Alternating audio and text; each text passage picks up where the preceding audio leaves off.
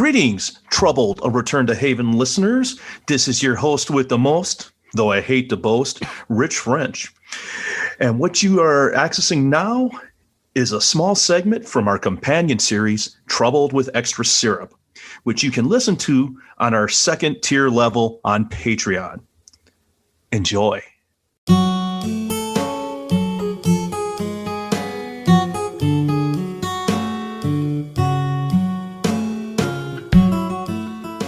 Take a seat at the Grey Gull and get your pancakes ready, because Troubled with Extra Syrup is here to fill that craving for more Haven-related content.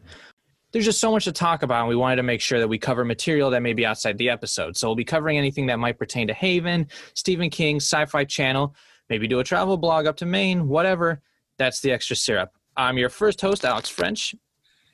And I'm your co-host, Rich French. And we'll be covering the Colorado Kid, the novella that Haven is based off of. I thought we'd start with talking about the imprint it was released under, Hard Case Crime. The imprint started in 2004, and the Colorado Kid was released in 2005. And to this day, it is still the highest-selling book in the Hard Case Crime imprint. Stephen King would write another book for the imprint called Joyland that came out in 2013. And they still release books today. They've been doing, also I've seen some graphic novels by a writer you would like a lot, Max Allan Collins, the guy who wrote Road to Perdition. Oh, that is quite appealing there. Speaking of Hard Case Crime, King's got a new one scheduled to come out in 2021. Oh, yeah? What's it called? Later.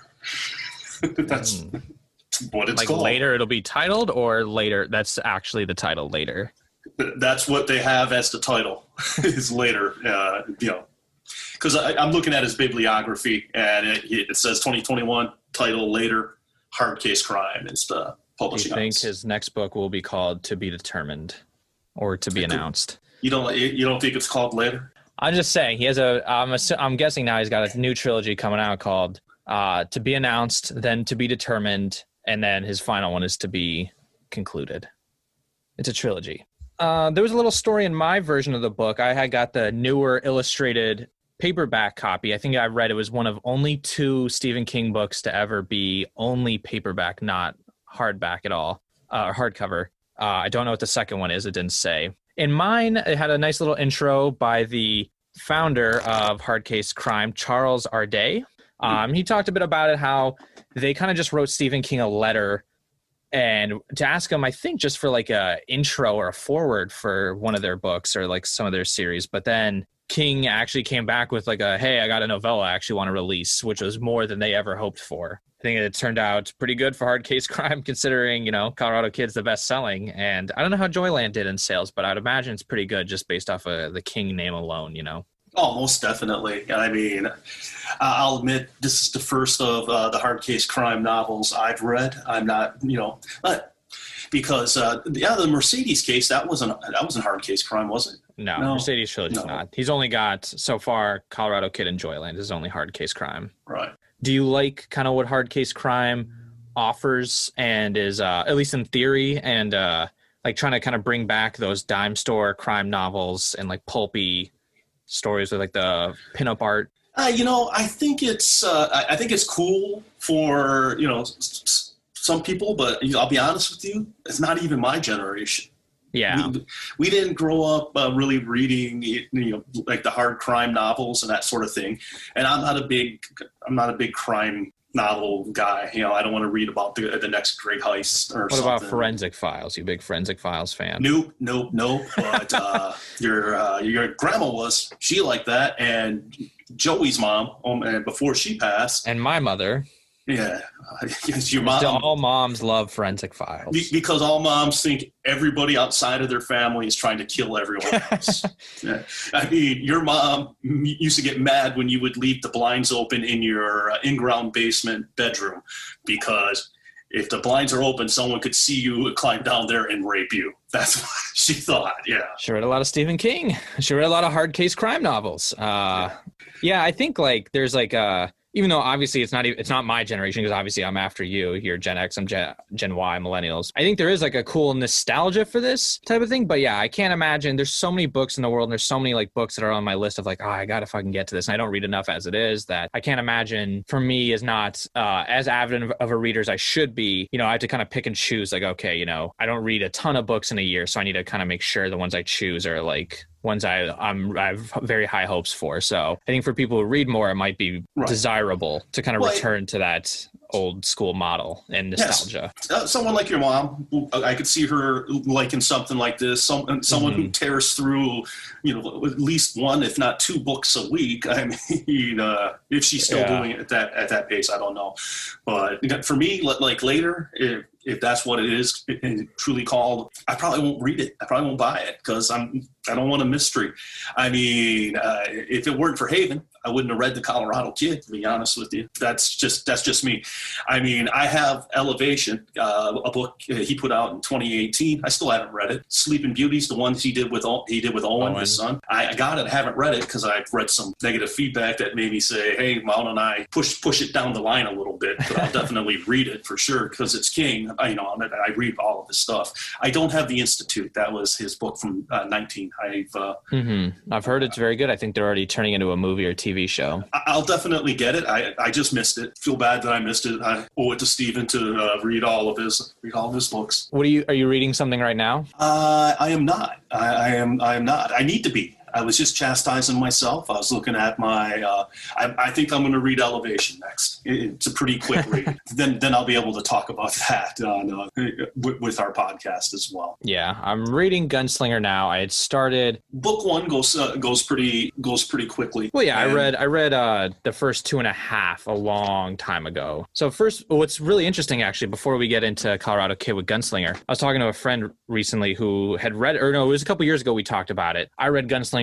back in the versions of the book you had, you know, that's the version I read. And then I was talking to him and he was like, yeah, you know, the Gunslinger is just such a good book. And the Drawing of the Three, you know, it's good, but not as good. And I was like, what the fuck? What are you talking about? I was like, Gunslinger is boring as shit. Like nothing really happens. I was like, Drawing of the Three is awesome. And he's like, what are you talking about? And he's talking about these scenes. I don't like know what he's saying. And then recently when I've started the Gunslinger on Kindle again, in the foreword, King talks a lot about, after the release of the final book, Dark Tower, you know, part 8, that he went back and kind of did Gunslinger and changed a bunch of stuff, or like I think reinserted some scenes that got cut, you know, edited the original time and took out like some stuff, took out a lot of his adverbs because he fucking hates adverbs. And Gunslinger being one of his earliest books, he included a ton, you know, he didn't like the way he described everything and felt like it slogged the book down and made it more boring. So now he's streamlined it. I say now, this was like 15 years ago. He streamlined it and changed it. So it explains your copy that I read of Gunslinger was from like 2000 or 2001 or something. So before the change. Now that I'm reading it, I'm like, I don't remember these parts. And now I finally get what that my friend was talking about when he was saying that he liked Gunslinger a lot. So turns out the original Gunslinger is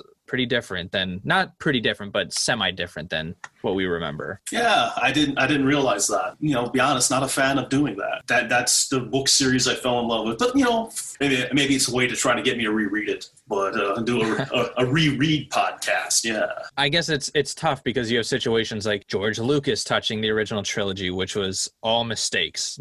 I can't think of a single thing that he changed and I'm like, well, it's an improvement. All of it's bad. Versus this, where sometimes if it turns out for the better, then it's hard to judge. Ultimately, I guess it's, if you can still find copies of the original, then I'm okay with it. Or if it's still available, there's versions for both. Whereas like Star Wars, George is like, oh, I lost the original print. Sorry, guys. Oh, you know, and it's like, oh, fuck you. You lost the original print. Fuck off.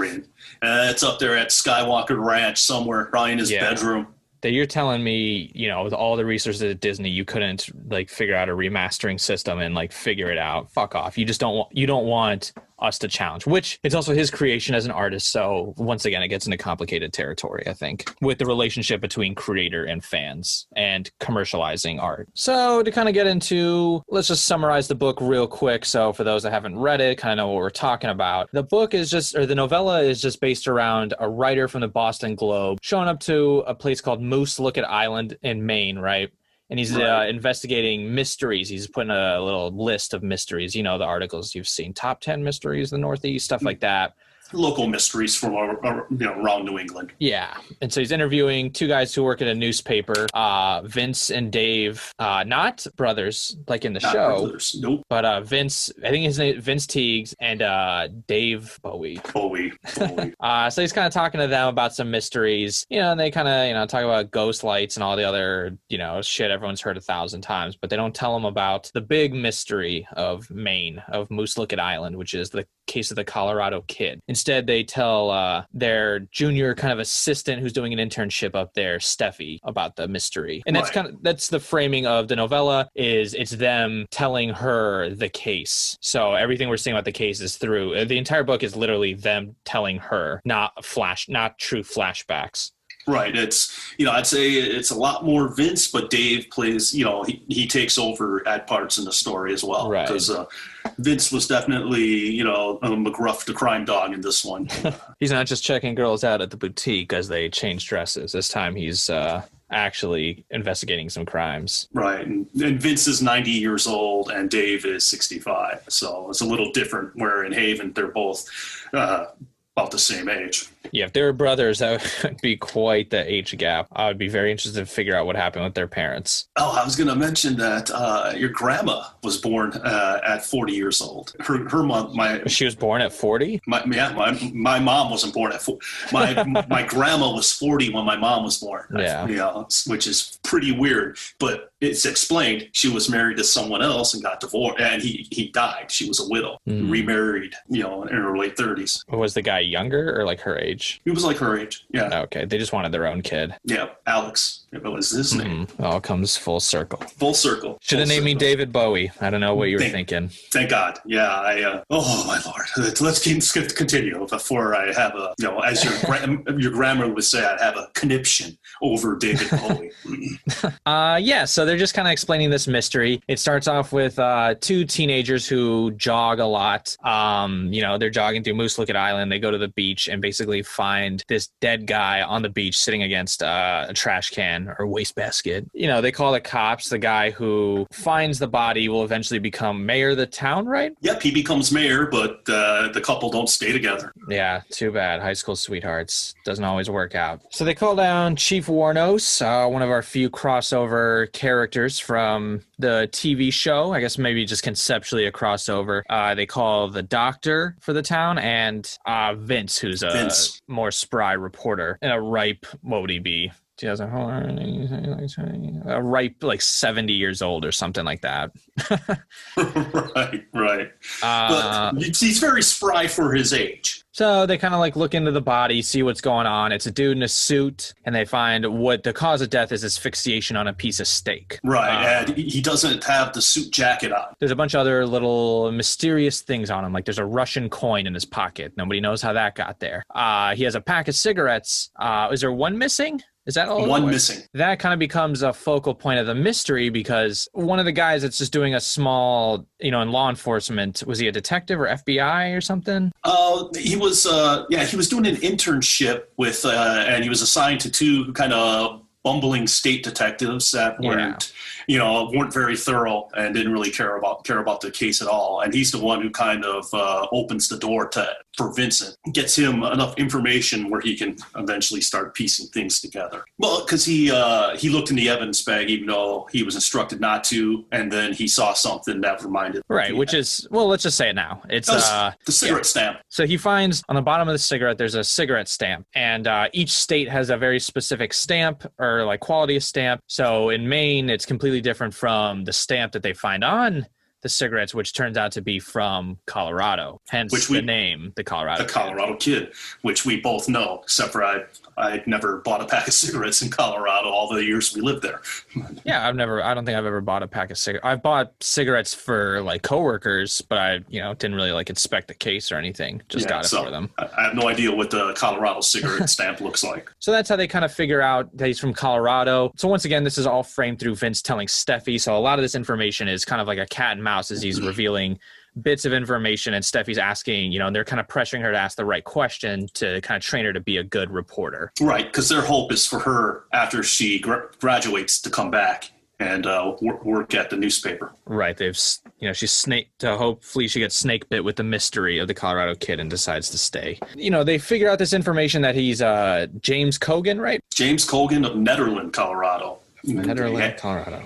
Yeah, we know Nederland quite well. And I don't know Nederland quite well. We're from Colorado, but I mostly spent my time in Denver. I don't know. What's your experience with Nederland? Hippies, a town full of hippies. I went to a pizza shop there, and I swear to God, me and my buddy from Denver were the only two males who did not have a ponytail. It was it was hippies, and just. Is it near Boulder? It's not that far, and they've got they keep a frozen dead guy. They got a frozen dead guy. What do you mean they got a frozen dead guy? Yeah, they got a guy who was frozen in ice, and they just keep him like is he a tourist attraction? Yeah, that's why you don't go to Nederland for the charming pizza. It's a nice town, to be honest. They have a Frozen Dead Guy Day festival. Yeah, but what town doesn't have Frozen Dead Guy Day festival, right? There's one probably in every small town across the country. Loosely celebrate the cryopreservation of Bredel Morstol is his name. Is that like an anagram for Walt Disney? Bredel was returned in dry ice to the town of Nederland. Yeah, he cryogenically frozen in a shack behind their unfinished house. Makes sense. The pizza was good. It's a cute town, a real beautiful area. So how is the Frozen Dead Guy? Let's celebrate it. And any excuse to smoke some weed in Denver. Would they figure out James Cogan is from Nederland? Well, he worked at a marketing firm. Like he kind of drew stuff, advertising stuff? agency. Advertising. Yeah, he drew ads. He wasn't talented enough to be like a painter. Or he was talented enough to do ads, and apparently was pretty good at it. Right. So the crazy part of the case comes here is that he was at work the day he disappeared, the day he shows up in Maine, which if you look at the timeline is pretty crazy to try to figure out. He goes to work in the morning and leaves work. He's seen at work, has to leave. At 10:30 he leaves. 10:30 he leaves. Somehow has to get to an airport or a private airstrip, fly all the way to Maine, factor in the time zones, the change in time due to time zones, gets there, has to reach a ferry that only leaves at 6 p.m. is the last ferry to Moose Licket Island. He has to get to that ferry by 6 p.m. after having left at 10:30 a.m. in Denver and get to the island in time to eat some steak. Yeah, to die. To do whatever he does, to lose his jacket, eat some steak, collect Russian coins. Yeah, he eats at a restaurant, and a waitress recalls him. But doesn't recall if he's got the suit jacket or not. Jacket on or not, just doesn't. And always the question is, where's the rest of where that steak came from? Was he saving that piece in his mouth and choked on it? Did a bird take the rest of whatever he was eating? Did somebody put it down there to make it look like that's what he choked on? The questions of where the rest of the steak pervade. Vince pieces it all together. He finds out that that Cogan was married, had a wife and a child. Oh yeah, and she could not collect the insurance money because nobody had reported them, had found the body. So the insurance company was refusing to pay. She had to sell the house and move in with her folks, I believe. Vince's efforts led to her getting her insurance money, at least in some closure on what happened to her husband, though she has no clue why or how. How do we know, he didn't run out on her and she murdered him? You never know. Maybe she did this for the insurance money. Yeah, I don't think she was in Maine. How do we know? We don't know. Maybe she was on that plane. Maybe she was on that ferry. Maybe she was with them. She keeps a little piece of steak in her pocket to shove down his throat. Just waiting for the right time. Yeah. Maybe your mom was behind the time I had to go to the hospital and get that chunk of meat stuck in my esophagus. How it happons, you see? Yeah. I can see it. No, that's pretty much it for the story. There's not it's pretty short, pretty quick. And I know people are going to okay, well, what do you mean that's it? That's it. All right. Thank you for listening to that limited sample of our sister series, Troubled with Extra Syrup. Once again, it's on Patreon. If you want to hear the rest of that episode, you can head over there. Join us for $3 a month. It's the middle tier. $5 if you want director's cuts, but that's where the rest of those episodes will be if you want to hear the rest of all of these awesome extra episodes. Thank you for listening. Check you out next time. No, fuck. Check you out next time. Check you out. Hey. I don't know where that came from. How you doing? Well, you'll be listening to us hopefully in a week. Please keep listening to us.